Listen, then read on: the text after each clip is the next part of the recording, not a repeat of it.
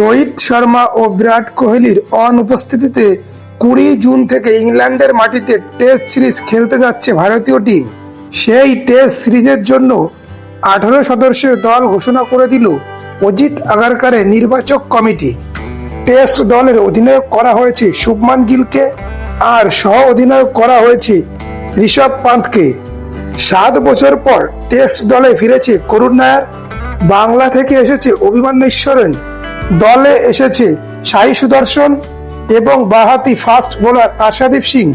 দলে নেই মোহাম্মদ শামি, শ্রেয়স আইয়ার, সরফরাজ খান। এক নজরে দেখে নেওয়া যাক ভারতীয় টেস্ট দল।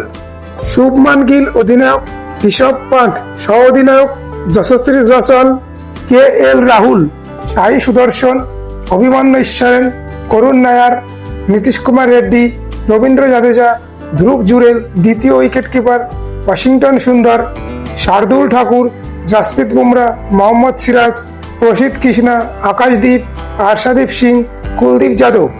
বন্ধুরা, এই টিমে কি পরিবর্তন হতে পারত? আপনাদের মূল্যবান মতামত কমেন্টের মাধ্যমে জানাতে পারেন। সেই সঙ্গে আপনারা চ্যানেলে নতুন হলে চ্যানেলটি সাবস্ক্রাইব করুন, ভিডিওটি লাইক ও শেয়ার করুন।